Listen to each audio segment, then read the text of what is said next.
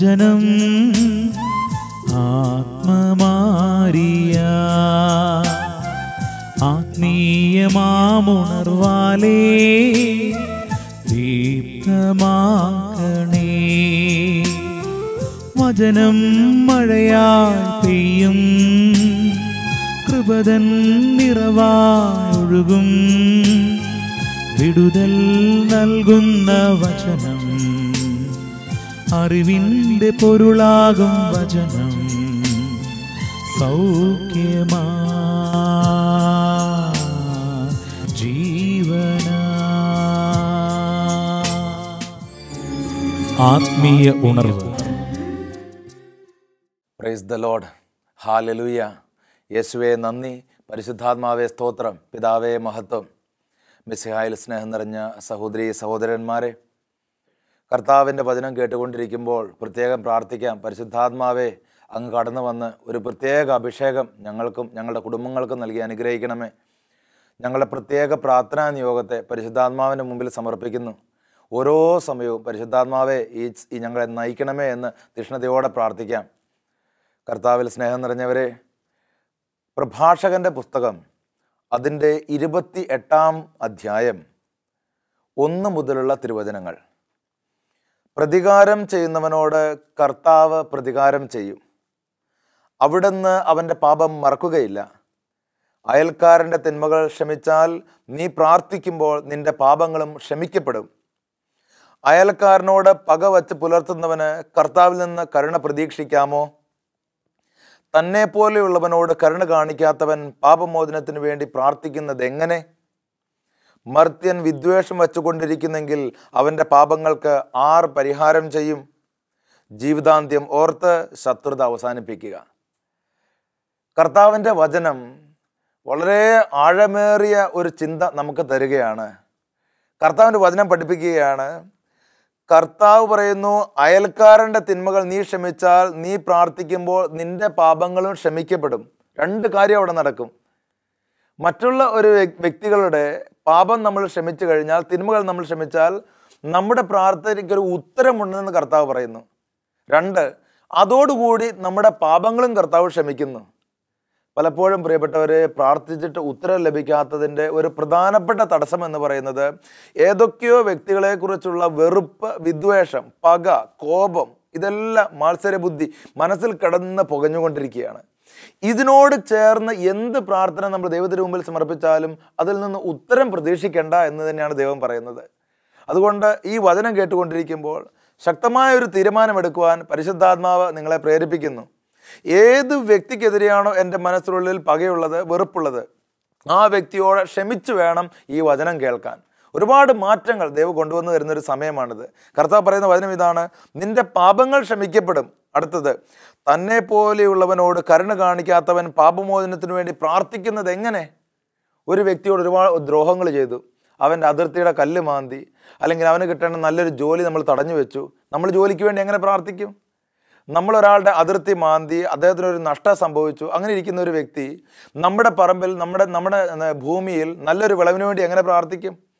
മറ്റുള്ള ഒരാളുടെ മകന്, മകൾക്ക് എതിരായി സാക്ഷി പറഞ്ഞ വ്യക്തി, തെറ്റായിട്ടുള്ള തിന്മകൾ പ്രവർത്തിച്ചിട്ടുള്ള വ്യക്തി സ്വന്തം മകനെയും മകളെയും ദൈവത്തിരുസന്നിധിയിൽ സമർപ്പിച്ച് എങ്ങനെ പ്രാർത്ഥിക്കും?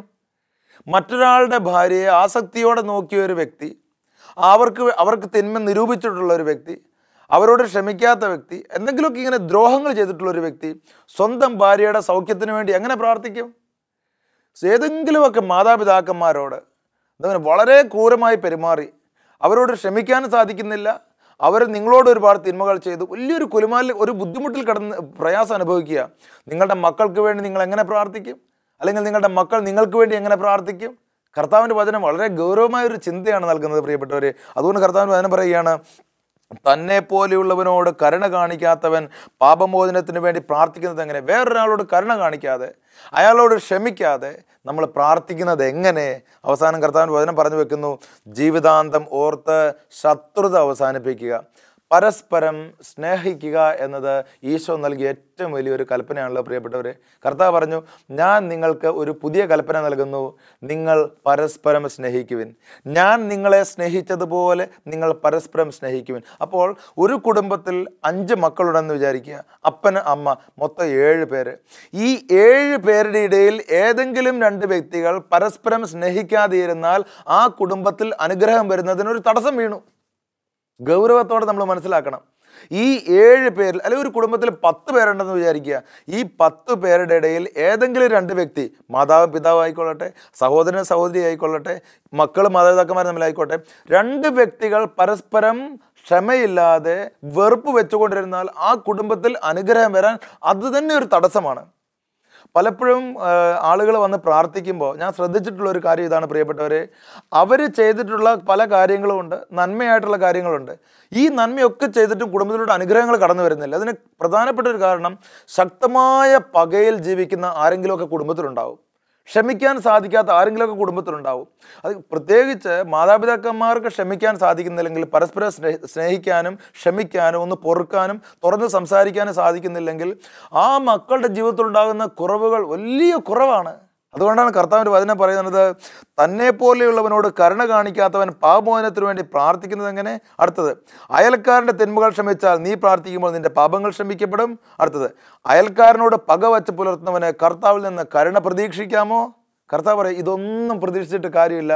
അതുകൊണ്ട് കുടുംബത്തിൽ ഏതെങ്കിലും വ്യക്തികൾ തമ്മിൽ അസ്വസ്ഥതയുണ്ടെങ്കിൽ ഈ സമയം ക്ഷമിച്ച് ഒരു കൃപയ്ക്ക് വേണ്ടി പ്രാർത്ഥിക്കുക, ഒരു അനുഗ്രഹത്തിന് വേണ്ടി പ്രാർത്ഥിക്കുക.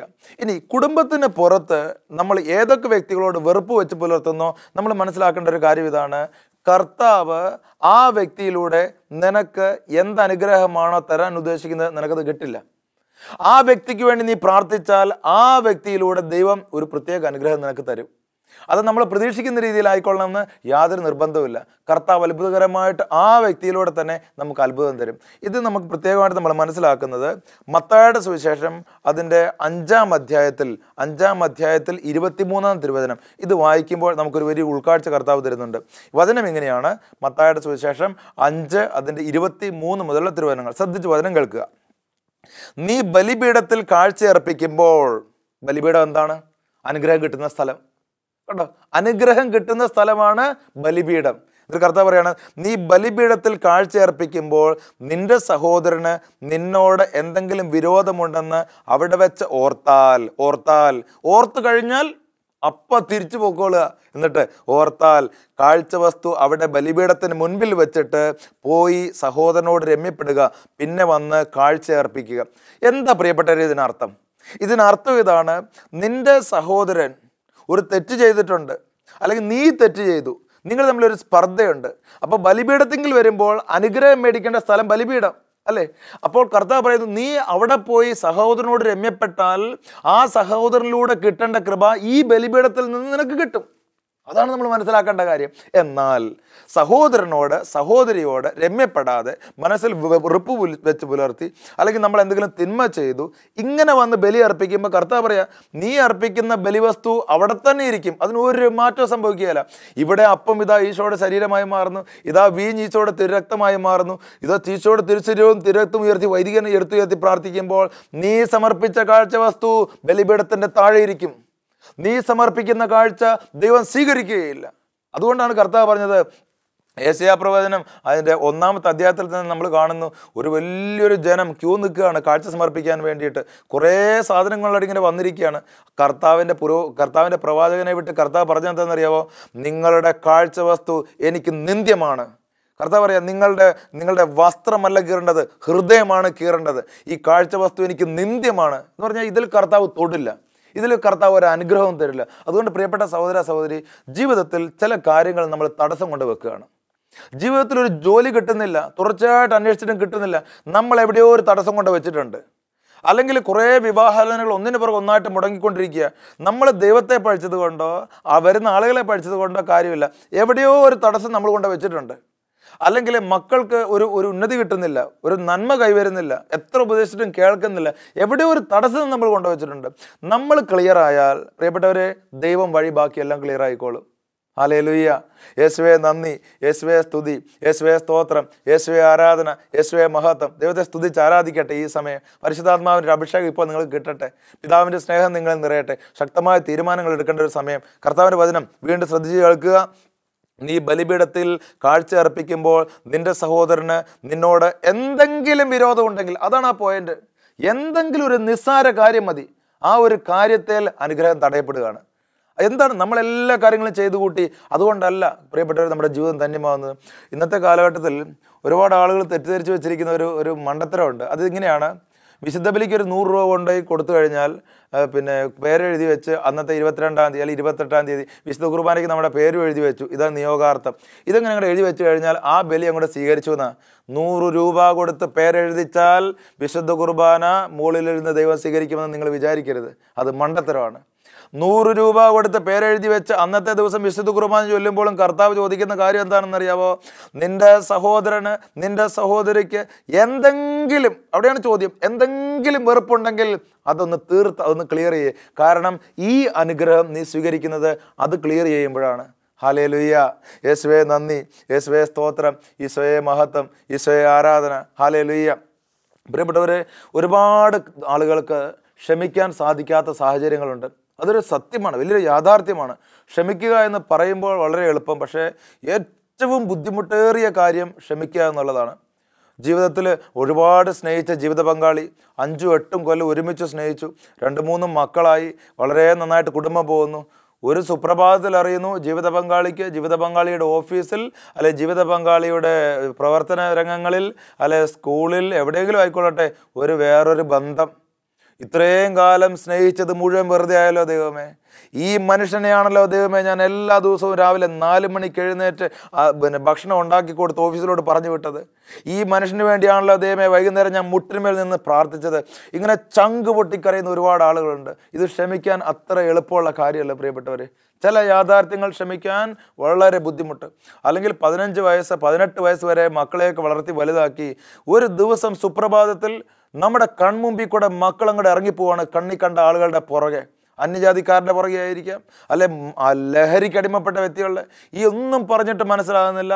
പൊന്നുപോലെ ഓമനിച്ച് വളർത്തിയ മക്കൾ കൺമുൻപിൽ കൂടി ഇറങ്ങിപ്പോകുന്നത് കാണുമ്പോൾ ഏത് മാതാവിൻ്റെ ഏത് പിതാവിൻ്റെ ചങ്ക തകരാത്തത്? ഇവരോട് ക്ഷമിക്കുക എന്ന് പറഞ്ഞാൽ ഒരു നിസ്സാര കാര്യമായിട്ട് ഒരിക്കലും ചിന്തിക്കാൻ പാടില്ല. ഒരിക്കൽ ഒരു വ്യക്തി പറഞ്ഞത് ഓർക്കുന്നു. വിവാഹമൊക്കെ കഴിഞ്ഞു. ഈ ജീവിത പങ്കാളി തീരുമാനം എടുത്തത് എങ്ങനെയാണ്? ഇപ്പം മക്കൾ വേണ്ട. ജീവിത പങ്കാളി പറഞ്ഞ് 1 പ്രാവശ്യം 2 പ്രാവശ്യം 3 പ്രാവശ്യം അബോർഷൻ ചെയ്തു. ഇപ്പോൾ 2-3 കൊല്ലമായി. ഇപ്പോൾ അവർക്ക് കുഞ്ഞുങ്ങളില്ല. ഇപ്പോൾ അത് കൺസീവ് ആകുന്നില്ല, കുഞ്ഞുങ്ങൾ ഉണ്ടാവുന്നില്ല. ഇതോടുകൂടി ജീവിത പങ്കാളിയോടുള്ള വെറുപ്പങ്ങോട്ട് കൂടാൻ തുടങ്ങി. 3 പ്രാവശ്യം ദൈവം കുഞ്ഞിനെ തന്നു. ഒരു കുഞ്ഞിന് 2 കുഞ്ഞിന് 3 പ്രാവശ്യവും കൊല ചെയ്യാൻ വേണ്ടി ജീവിത പങ്കാളി പ്രേരിപ്പിച്ചു. ഇപ്പോൾ കുഞ്ഞുങ്ങളുണ്ടാകുന്നില്ല. മനസ്സിൽ വെറുപ്പ്, ജീവിത പങ്കാളിയുടെ വെറുപ്പ്, ആ കാര്യം ഓർക്കുമ്പോഴേ വെറുപ്പ്. ജീവിത പങ്കാളിയെക്കുറിച്ചുള്ള ഓരോ സെക്കൻഡിലെ ചിന്തകളും വെറുപ്പ് തിങ്ങി നിറഞ്ഞ് ആത്മഹത്യക്ക് തയ്യാറെടുക്കുന്ന ഒരു വ്യക്തിയെ ഒരിക്കൽ പ്രിയപ്പെട്ടവരെ ഞാൻ കണ്ടു. അവർ ധ്യാനത്തിന് വന്ന് പ്രാർത്ഥിച്ച് ജീവിത പങ്കാളികൾ പരസ്പരം കാലുപിടിച്ച് മാപ്പ് പറഞ്ഞ് ദൈവതിരുസന്നിധിയിൽ രമ്യപ്പെട്ടപ്പോൾ, ദൈവതിരുസന്നിധിയിൽ എല്ലാ പാപങ്ങളെയും തിരുരക്തം കൊണ്ട് കഴുകിക്കളഞ്ഞപ്പോൾ ബലിപീഠത്തിൽ നിന്ന് അവർക്ക് കൃപ സ്വീകരിക്കാനായി. ഇതാണ് സത്യം. ഇവർ ധരിച്ചു വെച്ചിരിക്കുന്നത് മനുഷ്യൻ്റെ ശരീരഘടന, മനുഷ്യൻ്റെ ശരീര പ്രത്യേകതകൾ കൊണ്ട് ഇങ്ങനെയാണ് കുഞ്ഞുങ്ങളെ വളർത്തി വലുതാക്കുന്നത്, കുഞ്ഞുങ്ങളുണ്ടാകുന്നത്. ഇങ്ങനെയല്ല പ്രിയപ്പെട്ടവരെ. ദൈവ തിരുസന്നിധിയിൽ കർത്താവിൻ്റെ അൾത്താരയിൽ നിന്നാണ് നമ്മൾ അനുഗ്രഹം സ്വീകരിക്കുന്നത്. നിങ്ങൾ മക്കളെ സ്വീകരിക്കുന്നത് ദൈവത്തിൻ്റെ അൾത്താരയിൽ നിന്നാണ്. ജീവിത പങ്കാളികൾ വെറുപ്പ് ഉപേക്ഷിച്ച് പരസ്പരം കാലുപിടിച്ച് മാപ്പ് പറഞ്ഞ് ഇന്നർ ഹീലിംഗ് ആരാധന സമയത്ത് പൊട്ടിക്കരഞ്ഞ് ആ തിരുവോസ്തിയിൽ നിന്ന് ശക്തി സ്വീകരിച്ചപ്പോൾ, തിരുരക്തം കൊണ്ട് കർത്താവ് ഇവരെ കഴുകിയപ്പോൾ ഇതാ ഒരു കുഞ്ഞിനെ നൽകി അനുഗ്രഹിക്കുന്നു. അതെന്താണ് അർത്ഥം? ജീവിതത്തിൽ അത്ഭുതങ്ങൾ കാണാൻ ആഗ്രഹിക്കുന്ന വ്യക്തി ഈ സമയം ശക്തമായ തീരുമാനമെടുക്കട്ടെ. എൻ്റെ മനസ്സിലെ വെറുപ്പിനെ തിരുരക്തം കൊണ്ട് കഴുകി ഞാൻ വിശുദ്ധീകരിക്കും. എത്ര വലിയ എതിരാളിയാണ് എൻ്റെ മുമ്പിലെങ്കിലും, ആരാണ് എനിക്ക് പ്രതികാരം ചെയ്തതെങ്കിലും ആ വ്യക്തിയോട് ഞാൻ ക്ഷമിക്കും. എത്ര കോടിക്കണക്കിന് രൂപയുടെ നഷ്ടം എനിക്കുണ്ടായാലും എൻ്റെ കർത്താവ് സ്വർഗമൊന്ന് തുറന്നാൽ എൻ്റെ കടം തീരുന്ന പ്രശ്നമേ ഉള്ളൂ എന്ന് ഞാൻ എൻ്റെ മനസ്സിനെ പറഞ്ഞ് ബോധ്യപ്പെടുത്തും. എന്നിട്ട് അൾത്താരയിൽ നിന്ന് അനുഗ്രഹവും അഭിഷേകവും സ്വീകരിക്കുവാൻ നീ തീരുമാനമെടുക്കണം. Praise the Lord. ഹല്ലേലൂയ. അപ്പോൾ കർത്താവിൻ്റെ വചനം നമ്മളെ വീണ്ടും ഓർമ്മിപ്പിക്കുന്നു. വിശുദ്ധ മത്തായിയുടെ സുവിശേഷം അതിൻ്റെ 5 അതിൻ്റെ 44. ഞാൻ നിങ്ങളോട് പറയുന്നു, ശത്രുക്കളെ സ്നേഹിക്കുവൻ, നിങ്ങളെ പീഡിപ്പിക്കുന്നവർക്ക് വേണ്ടി പ്രാർത്ഥിക്കുവൻ, അങ്ങനെ നിങ്ങൾ നിങ്ങളുടെ സ്വർഗസ്ഥനായ പിതാവിൻ്റെ മക്കളായിത്തീരും. കർത്താവിൻ്റെ വചനം നോക്കിയേ, നിങ്ങൾ നിങ്ങളുടെ സ്വർഗസ്ഥനായ പിതാവിൻ്റെ മക്കളായിത്തീരാൻ പീഡിപ്പിക്കുന്നവരെ നോക്കിയാൽ നടക്കില്ല. മനുഷ്യരെ പീഡിപ്പിക്കുന്നവരെ, നമ്മളെ പീഡിപ്പിക്കുന്നവരെ നോക്കിയാൽ സ്വർഗസ്ഥനായ പിതാവിൻ്റെ മക്കളാവില്ല. ശത്രുക്കളെ നോക്കിയാൽ സ്വർഗസ്ഥനായ പിതാവിൻ്റെ മക്കളാവില്ല. അല്ലെങ്കിൽ തെറി പറയുന്ന, മോശമായി സംസാരിക്കുന്ന, അലക്ഷ്യമായ ജീവിതം നയിക്കുന്ന ചില മക്കളെ നോക്കിയാൽ, ഇങ്ങനെ നോക്കിയാൽ നമ്മൾ സ്വർഗസ്ഥനായ പിതാവിൻ്റെ മക്കളാവില്ല. അപ്പോൾ സ്വർഗസ്ഥനായ പിതാവിൻ്റെ മക്കളാകാൻ, ദൈവത്തിൻ്റെ സ്വഭാവം സ്വീകരിക്കുവാൻ ക്ഷമിച്ച് പ്രാർത്ഥിക്കുക. ക്ഷമിച്ച് പ്രാർത്ഥിക്കുമ്പോൾ നമ്മുടെ ചുറ്റുമുള്ള എല്ലാ ആളുകളെയും നമുക്ക് ദൈവത്തോട് കൊണ്ടുവരാൻ സാധിക്കും. ഏത് വ്യക്തിയോടാണോ നമ്മുടെ മനസ്സിൽ വെറുപ്പുള്ളത്, ക്ഷമിക്കാൻ സാധിക്കാത്തത്, നമ്മൾ മനസ്സിലാക്കേണ്ട കാര്യം, നമ്മൾ പൈശാചിക ശക്തിയോട് ചേർന്ന് നിൽക്കുന്നത് കൊണ്ടാണ് നമുക്ക് ക്ഷമിക്കാൻ പറ്റാത്തത്. തിന്മയുടെ ശക്തിയാണ് വെറുപ്പ് നമ്മുടെ മനസ്സിൽ കുത്തി നിറയ്ക്കുന്നത്. ഈ തിന്മയുടെ ശക്തി ഉള്ളിടത്തോളം കാലം, ഈ വെറുപ്പിൻ്റെ ആത്മ ഉള്ളിടത്തോളം കാലം ഒരാളെ നമുക്ക് അംഗീകരിക്കാൻ സാധിക്കില്ല. ജീവിത പങ്കാളിയെ ഒരിക്കലും അംഗീകരിക്കാൻ സാധിക്കില്ല. ചെറിയൊരു കാര്യം മതി പൊട്ടിത്തെറിക്കും. അപ്പോൾ കർത്താവിൻ്റെ വചനം നമ്മളെ ഓർമ്മിപ്പിക്കുന്നു, യാക്കോബ് ശ്ലീഹ ഓർമ്മിപ്പിക്കുന്ന ഒരു മനോഹരമായ ഒരു വചനമുണ്ട് പ്രിയപ്പെട്ടവരെ.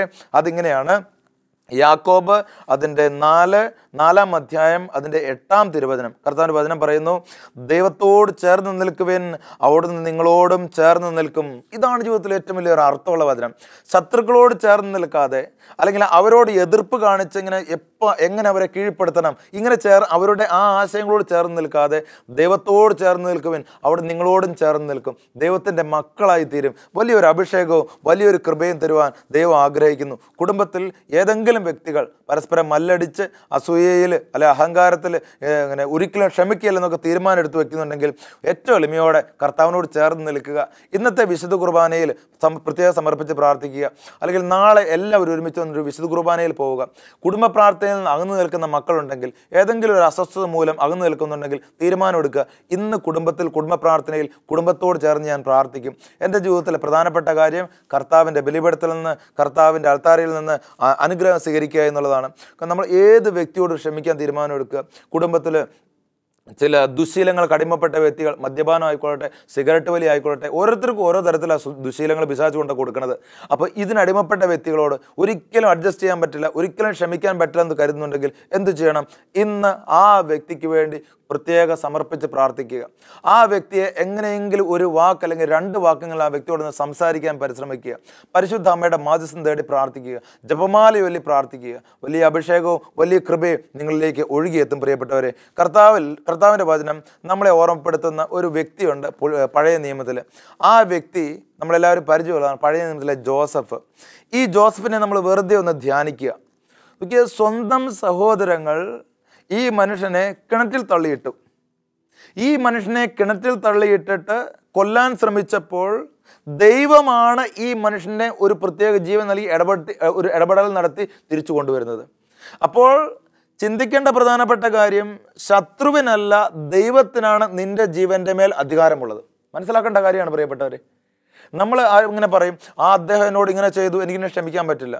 എൻ്റെ ആ ഒരു കൂട്ടുകാരൻ ഞാൻ ഒരിക്കലും പ്രതീക്ഷിച്ചില്ല ഇങ്ങനെ ചെയ്തു എന്നോട്. പ്രിയപ്പെട്ടവരെ, നിന്റെ ജീവൻ്റെ മേൽ പരിപൂർണ അധികാരം നിന്റെ ദൈവത്തിനാണ്. ജോസഫിനെ സ്വന്തം സഹോദരങ്ങൾ കിണറ്റിൽ തള്ളിയിട്ട് കൊല്ലാൻ ശ്രമിച്ചപ്പോഴും ദൈവമാണ് അവരോട് തന്നെ ഒരു അഭിഷേകം കൊടുത്ത് അവനെ തിരിച്ചെടുത്തത്. ആ സഹോദരന്മാർ ഒരുവന് ഒരു പ്രത്യേക അഭിഷേകം കൊടുക്കുകയാണ്, അവനെ കൊല്ലാൻ പാടില്ലെന്നുള്ളൊരു ബോധ്യം കൊടുക്കുകയാണ്, ഒരു ജ്ഞാനം കൊടുക്കുകയാണ്. ഇത് അവനെ അവിടെ നിർത്തും. അപ്പോൾ എന്ത് മനസ്സിലാക്കണം? നിന്റെ ജീവൻ്റെ മേൽ പരിപൂർണ അധികാരമുള്ളത് നിന്റെ ശത്രുവിനല്ല, നിന്റെ ദൈവത്തിനാണ്. ഹല്ലേലൂയ. യേശുവേ നന്ദി, പരിശുദ്ധാത്മാവേ നന്ദി, പിതാവേ നന്ദി. നിന്റെ കുടുംബത്തെ നശിപ്പിക്കുവാൻ അയൽവാസി തീരുമാനമെടുക്കുമ്പോൾ, അതിനുവേണ്ടി പ്രയത്നിക്കുമ്പോൾ നീ ചിന്തിക്കേണ്ട കാര്യം, നിന്റെ കുടുംബത്തിൻ്റെ മേൽ അധികാരമുള്ളത് അയൽവാസിക്കല്ല, നിന്റെ ദൈവത്തിനാണ്. ഈ ദൈവത്തെ നീ ആരാധിച്ചാൽ മതി. ഈ അയൽവാസിയോട് ക്ഷമിച്ച് നീ പ്രാർത്ഥിച്ചാൽ മതി. ദൈവം ഇടപെടും. പല കാര്യങ്ങൾക്കും നമ്മൾക്കൊരു തീരുമാനത്തിലെത്താൻ പറ്റില്ല. എന്ത് ചെയ്യണം? മുട്ടുകുത്തി ശക്തമായിട്ട് പ്രാർത്ഥിക്കണം. ഈ ജോസഫ് സഹോദരന്മാരാൽ നിന്ദിക്കപ്പെട്ട് സഹോദരന്മാരെന്ത് ചെയ്തു? ജോസഫിനെ വിറ്റു. എന്താ അതിനർത്ഥം പ്രിയപ്പെട്ടവരെ? നിങ്ങളുടെ സഹോദരൻ നിങ്ങൾക്കൊരു വിലയിട്ടു. ചില ആളുകൾ പറയും, എൻ്റെ സഹോദരൻ എന്നെ നിന്ദിച്ചു, എന്നെ പുച്ഛിച്ചു, എന്നെ കളിയാക്കി, എല്ലാവരുടെയും മുമ്പിൽ ഒന്നുമില്ലാത്തവനാക്കി.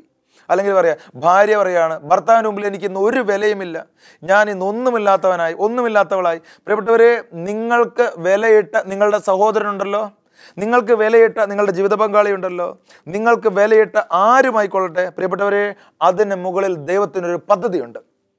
നോക്കിയേ, 20 നാണയങ്ങൾക്ക് വേണ്ടി ജോസഫിനെ വിറ്റ് വിലയിട്ടെങ്കിൽ, ജോസഫ് അവരോട് ക്ഷമിച്ചെങ്കിൽ, ഇതിന് മുകളിൽ ഒരു ദൈവിക പദ്ധതി പ്രവർത്തിച്ചു തുടങ്ങിയെന്ന് നാം ചിന്തിക്കണം. വചനം കേട്ടുകൊണ്ടിരിക്കുന്ന ഓരോ വ്യക്തിയും ചിന്തിക്കണം, ആര് നിങ്ങളെ നശിപ്പിക്കാൻ ശ്രമിച്ചാലും, ആര് നിങ്ങൾക്ക് വിലയിട്ടാലും, ആര് നിങ്ങളുടെ പേര് കളഞ്ഞാലും, ഇതിന് മുകളിൽ പ്രവർത്തിക്കുന്ന ഒരു ദൈവിക പദ്ധതിയുണ്ട്. ജെറമ്യ 29:11 പറയുന്ന അതാണല്ലോ, നിന്നെക്കുറിച്ച് എനിക്കൊരു പദ്ധതിയുണ്ട്, നിന്റെ നാശത്തിനുള്ളതല്ല, നിന്റെ ക്ഷേമത്തിനുള്ളതാണ്, നിനക്ക് ശുഭകരമായ ഭാവിയും പ്രത്യാശയും നൽകുന്ന പദ്ധതി. അപ്പോൾ നിനക്ക് വിലയിട്ട ആളുകളുടെ മുകളിൽ പ്രവർത്തിക്കുന്ന ദൈവിക പദ്ധതിയെ നീ കാണണം, നീ കണ്ട് പ്രാർത്ഥിക്കണം. അവിടെയാണ് അത്ഭുതം നടക്കുക. അപ്പോൾ ഏത് വ്യക്തിയോടാണോ ക്ഷമിക്കേണ്ടത് ആ വ്യക്തിയോട് ഇപ്പോൾ ക്ഷമിക്കുക. അദ്ദേഹം ഇട്ട വില ഓർത്ത് വിഷമിക്കാതെ ദൈവത്തിരുസന്നിധിയിലേക്ക് കരങ്ങൾ ഉയർത്തി ആ വ്യക്തിക്ക് വേണ്ടി ക്ഷമിച്ച് പ്രാർത്ഥിച്ചാൽ നിരവധിയായ നിന്റെ പാപങ്ങൾ ക്ഷമിക്കും, നിന്റെ പ്രാർത്ഥനയ്ക്ക് ഉത്തരവും ലഭിക്കും.